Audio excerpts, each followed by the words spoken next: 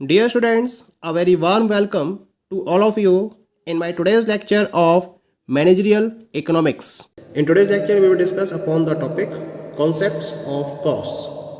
यानी कि आज के लेक्चर में हम कॉस्ट के डिफरेंट कॉन्सेप्ट्स को डिस्कस करेंगे. कॉस्ट का मतलब क्या होता है? जब ऑर्गेनाइजेशन अपने प्रोडक्शन को फॉलो करती है या अपने बिजनेस ऑपरेशंस को कंटिन्यू करती है, तो बिजनेस ऑपरेशंस को कंटिन्यू करने के रेफरेंस में उसको प्रॉपर एक सेटलमेंट करना होता है, डिफरेंट टाइप के रिसोर्सेज को अरेंज करना होता है. तो उन रिसोर्सेज को प्रोक्योर करने में उसकी तरफ से जितने भी एक्सपेंसेस इनकर्ड किए जाते हैं, all these expenses are known as the cost. ठीक है. अब यहाँ हम कॉस्ट को डिफरेंट बेसिस पर डिस्कस करेंगे. तो इसके लिए मैंने एक प्रॉपर्ली चार्ट डेवलप किया है. कौन कौन से ऐसे बेसिस हैं जिसको ध्यान में रखते हुए हम कॉस्ट को क्लासीफाई कर सकते हैं. यहाँ मैंने इसके टोटल 6 क्लासिफिकेशंस रिप्रेजेंट किए हैं. The very first one is in terms of treatment. Treatment को ध्यान में रखते हुए हम कॉस्ट को 2 पार्ट्स में डिवाइड करते हैं. The first one is known as the accounting cost and second one is known as the economic cost. इसी तरीके से जब हम नेचर ऑफ एक्सपेंसेस की बात करते हैं, तो नेचर ऑफ एक्सपेंसेस के बेसिस पर हम इसको 2 पार्ट्स में डिवाइड कर सकते हैं. The first one is known as the outlay cost and second one is known as the opportunity cost. ऐसे ही हम बात करते हैं थर्ड पॉइंट की इन टर्म्स ऑफ ट्रेसिबिलिटी. तो ट्रेसिबिलिटी के बेसिस पर हम कॉस्ट को 2 पार्ट में डिवाइड कर सकते हैं. The first one is known as the direct cost and second one is known as the indirect cost. Fourth in terms of the purpose के पॉइंट ऑफ व्यू से हम कॉस्ट को 2 part में divide कर सकते हैं. The first one is the incremental cost and second one is known as the sunk cost. ऐसे ही जब हम इन टर्म्स ऑफ पेयर्स की बात करते हैं, तो इसको भी हम 2 पार्ट में डिवाइड करते हैं. The first one is known as the private cost and second one is known as the social cost. ऐसे ही 6th classification is in terms of variability. Variability के टर्म्स में हम इसको 2 पार्ट में डिवाइड कर सकते हैं. The first one is known as the fixed cost and second one is known as the variable cost. Point is clear. ये है हमारे क्लासिफिकेशन ऑफ कॉस्ट. अब हम इन्हें 1 by 1 स्टडी कर लेते हैं, क्या मतलब होता है इनका. Now come to the very first one. The very first one is on the basis of the treatment या इन टर्म्स ऑफ ट्रीटमेंट. तो ट्रीटमेंट के बेसिस पर हमने इसको 2 पार्ट में डिवाइड कर रखा है. पहला कहलाता है इसके अंदर अकाउंटिंग कॉस्ट और दूसरा कहलाता है इसके अंदर इकोनॉमिक कॉस्ट. और जब हम अकाउंटिंग कॉस्ट और इकोनॉमिक कॉस्ट को कंबाइन कर देंगे तो ये बन जाएगी टोटल कॉस्ट. तो पहले बताती है अकाउंटिंग कॉस्ट का मतलब क्या होता है. These are the costs for which the entrepreneur pays direct cash for procuring resources for production. यानी कि जब एंटरप्रेन्योर को प्रोडक्शन की प्रोसेस को पॉसिबल करना है, तो उस प्रोडक्शन की प्रोसेस को पॉसिबल करने के लिए उसको डिफरेंट टाइप के रिसोर्सेज को प्रोक्योर करना पड़ता है. और जिन रिसोर्सेज को प्रोक्योर करने के लिए उसकी तरफ से डायरेक्ट कैश पे किया जाता है, उस कॉस्ट को हम अकाउंटिंग कॉस्ट की कैटेगरी में रखते हैं या उस कॉस्ट को हम अकाउंटिंग कॉस्ट का नाम देते हैं. यानी कि जिन पर्टिकुलर रिसोर्सेज को प्रोडक्शन के पॉइंट ऑफ व्यू से प्रोक्योर करने के लिए एंटरप्रेन्योर्स की तरफ से डायरेक्ट कैश पे किया जाता है, उन पर्टिकुलर कॉस्ट को हम अकाउंटिंग कॉस्ट में इंक्लूड करते हैं. जैसे उसे लेबर को हायर करना है तो अकाउंटिंग कॉस्ट हो गई. ठीक है. या फिर प्लान सेटअप करना है, लैंड परचेज करनी है, मशीनरीज को परचेज करना है, ठीक है, रॉ मटेरियल परचेज करना है, लेबर को परचेज करना है. तो ये भी जितने भी पर्टिकुलर रिसोर्सेज है प्रोडक्शन के पॉइंट ऑफ व्यू से जिनके लिए डायरेक्ट कैश उसकी तरफ से पे किया जा रहा है, वो सब किस में काउंट किए जाएंगे. अकाउंटिंग कॉस्ट में. और दूसरी होती है इकोनॉमिक कॉस्ट. इकोनॉमिक कॉस्ट का मतलब क्या होता है. These include money which the entrepreneur forgoes but would have earned had he invested his time effort and investment in other venture. यानी कि इसमें हम उन पर्टिकुलर अमाउंट को ऐड करके चलते हैं जिनको एंटरप्रेन्योर इग्नोर कर देता है, फॉरगोज कर देता है. लेकिन अगर वो इनको प्रॉपर्ली यूज कर रहा होता तो वो अर्न भी कर रहा होता. जैसे कि वो अपना टाइम बिजनेस को दे रहा है, अगर वो कहीं और इन्वेस्ट कर रहा होता इसको तो वहाँ कमाई कर रहा होता. जो भी एफर्ट्स बिजनेस में दे रहा है, अगर वो एफर्ट्स कहीं और कर रहा होता वहाँ कमाई कर रहा होता. या फिर जो दूसरे वेंचर्स हैं अगर वहाँ इन्वेस्टमेंट कर रहा होता तो वो वहाँ कमाई कर रहा होता. यानी कि वो पर्टिकुलर टाइम एफर्ट या इन्वेस्टमेंट एंटरप्रेन्योर के जहाँ से उसको अर्निंग हो सकती थी, लेकिन उस पर्टिकुलर अर्निंग को वो क्या कर रहा है, फॉरगोज कर रहा है, उसको वो इग्नोर कर रहा है. तो इसमें इसको जो पैसा मिल सकता था, जो अर्निंग उसकी हो सकती थी, उस अमाउंट को हम इकोनॉमिक कॉस्ट का नाम देते हैं. जैसे मान लीजिए कि एक पर्टिकुलर पर्सन ने ट्रेडिंग के बिजनेस को स्टार्ट करना शुरू करने की सोची। पहले उसने उस प्रीमिसेस को 60,000 के रेंट पर दे रखा था, ठीक है, लेकिन अब वो अपना खुद का बिजनेस कर रहा है उसमें, ठीक है। पहले वो जॉब कर रहा था, वहाँ उसको 50,000 महीने की सैलरी मिल रही थी, यानी कि 50,000 महीने की सैलरी मिल रही थी, वो उसने छोड़ दी और अपना बिजनेस उसने स्टार्ट करना शुरू कर दिया। तो यहाँ पर उसने अपना टाइम देना शुरू करा बिजनेस में। पहले टाइम दे रहा था कहीं और, तो 50,000 महीने कमा रहा था। रेंट पर दे रखी थी बिल्डिंग, तो 60,000 कमा रहा था, अब अपने बिजनेस में लगा दिया। तो जो 1,10,000 रुपये की कॉस्ट निकल कर आई, ये किस में इंक्लूड की जाएगी? ये इकोनॉमिक कॉस्ट में इंक्लूड की जाएगी। Clear? The second classification of cost is in terms of nature of expenses. Expenses के नेचर को ध्यान में रखते हुए हम कॉस्ट को दो पार्ट में डिवाइड करते हैं। The first one is the outlay and opportunity cost. Outlay cost क्या होती है? The actual expenses incurred by the entrepreneur in employing inputs are called outlay cost. जैसे कि cost of payment of wages, rent and so on, यानी कि जो भी inputs हैं उनको एम्प्लॉय करने में, उनको अरेंज करने में एंटरप्रेन्योर की तरफ से जो भी एक्चुअल एक्सपेंसेस इनकर्ड किए जाते हैं उन्हें हम आउटले कॉस्ट का नाम देते हैं। जैसे लेबर का अरेंजमेंट करा उसने तो उसके लिए वेजेस पे करे, लैंड का अरेंजमेंट करा उसके लिए उसने रेंट पे करा, कैपिटल का अरेंजमेंट करा उसने उसके लिए उसने इंटरेस्ट पे किया। तो ये सब क्या है? ये सब एक्चुअल एक्सपेंसेस हैं और इनको हम किस में काउंट करेंगे? आउटले कॉस्ट में इंक्लूड करेंगे। दूसरी होती है अपॉर्चुनिटी कॉस्ट। अपॉर्चुनिटी कॉस्ट का मतलब क्या होता है? These are the incomes from the next best alternative that is forgone when the entrepreneur makes certain choices.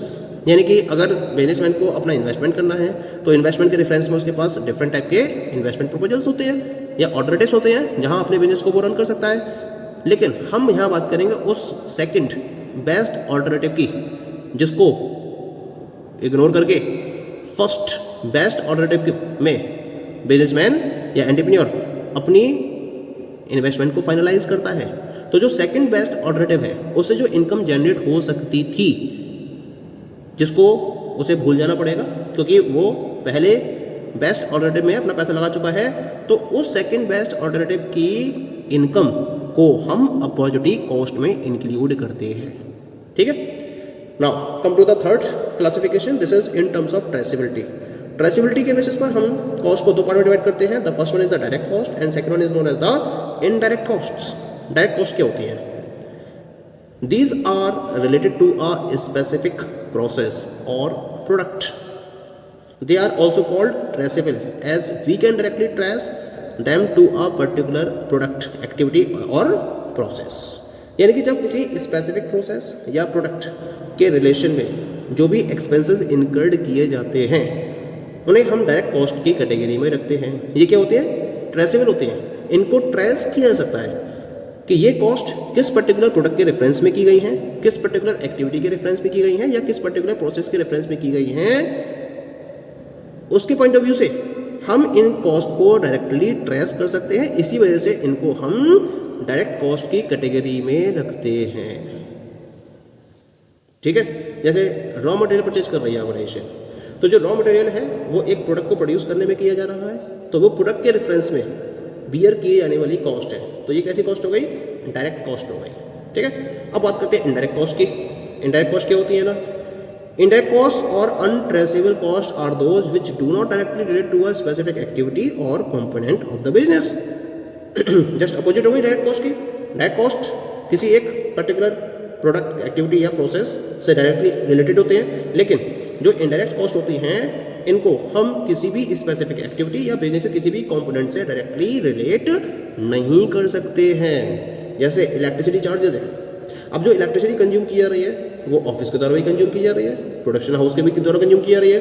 Production house के अंदर डिफरेंट टाइप की मशीन्स के द्वारा भी कंज्यूम की जा रही है। जो डिफरेंट टाइप की एक्टिविटीज़ परफॉर्म की जा रही हैं उनके द्वारा भी उसको कंज्यूम किया जा रहा है। तो हम इलेक्ट्रिसिटी चार्जेस को किसी एक पर्टिकुलर एक्टिविटी या बिजनेस से किसी एक स्पेसिफिक कंपोनेंट से रिलेट नहीं कर सकते हैं। या फिर हम टैक्सेस पे कर रहे हैं इनकम पर, तो जो टैक्सेस पे किए जा रहे हैं ये भी कैसी कॉस्ट हो गई?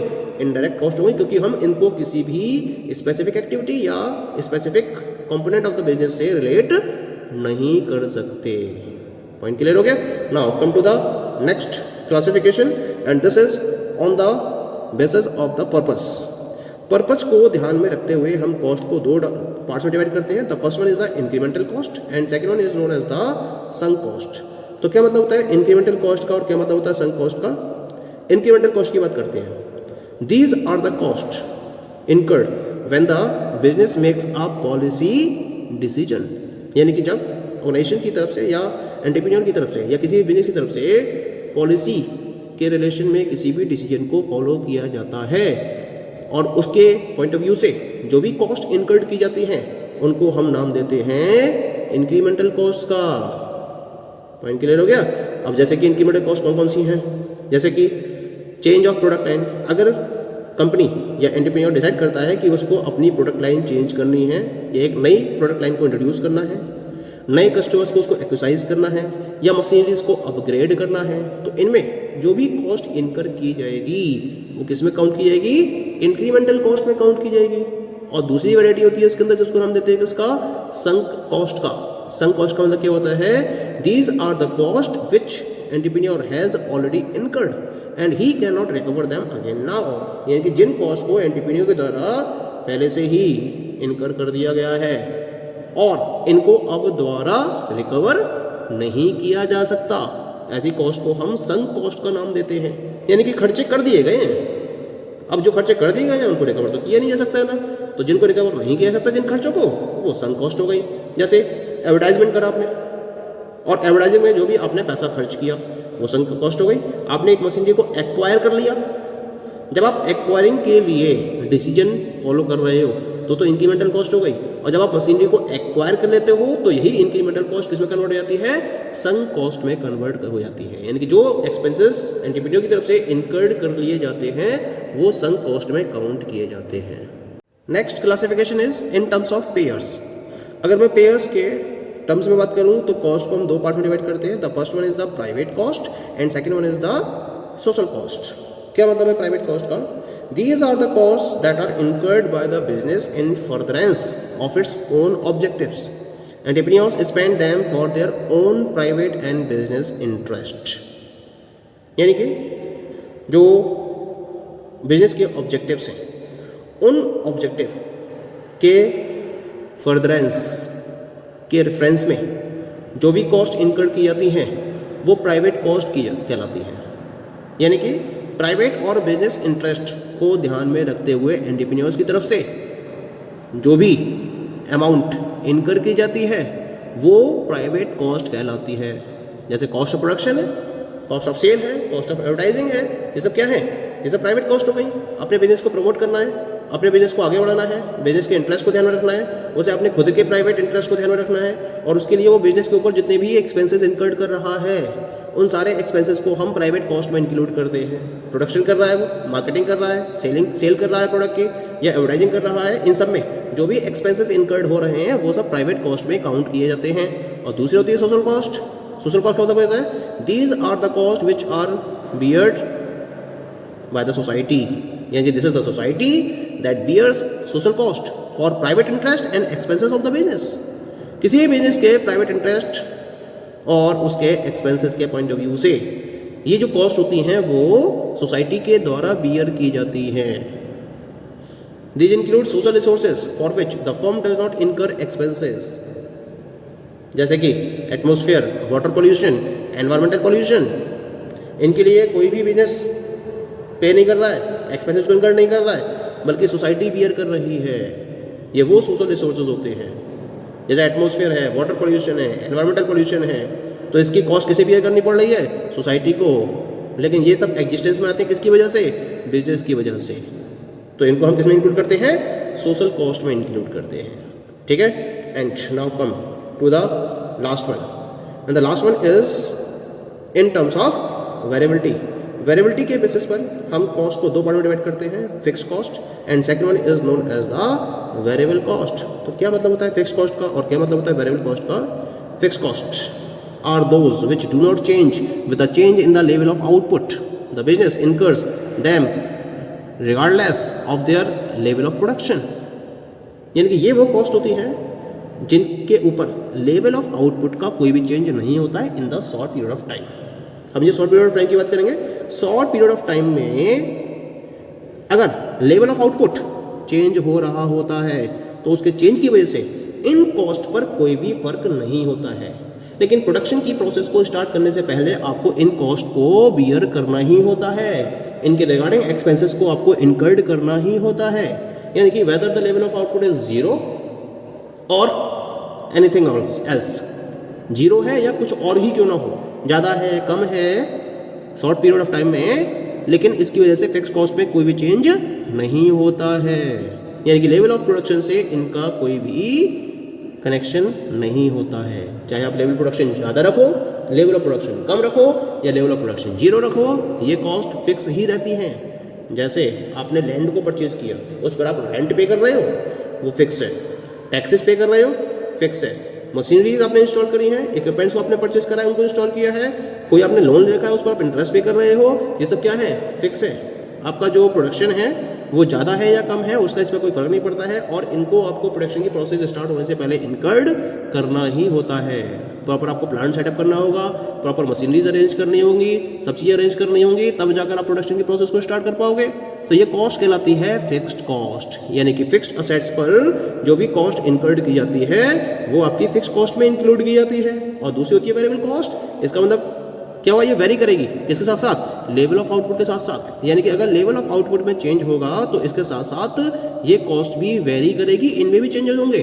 तो हम इसी वजह से इस कॉस्ट को वेरिएबल कॉस्ट की कैटेगरी में रखते हैं। यानी कि अगर आप ज़्यादा प्रोडक्शन करोगे तो वेरिएबल कॉस्ट भी ज़्यादा होगी, और अगर आप कम प्रोडक्शन करोगे तो वेरिएबल कॉस्ट भी कम होगी। फॉर एग्जाम्पल, जब आप रॉ मटेरियल को परचेज कर रहे हो या वेजेस के रेफरेंस में पेमेंट कर रहे हो, अगर प्रोडक्शन ज़्यादा करना है, रॉ मटेरियल ज़्यादा परचेज करना पड़ेगा, खर्चे ज़्यादा होंगे, वेरिएबिलिटी आ गई। प्रोडक्शन ज़्यादा करना है तो आपको ज़्यादा लेबर की रिक्वायरमेंट होगी, वेजेस भी आपको ज़्यादा पे करने होंगे, वेरिएबिलिटी आ गई। तो जहाँ एक्सपेंसेस में वेरिएशन आ जाता है with the level of production, तो इन कॉस्ट को हम वेरिएबल कॉस्ट में इंक्लूड करते हैं। Okay, so these all are the different concept of costs. Thank you.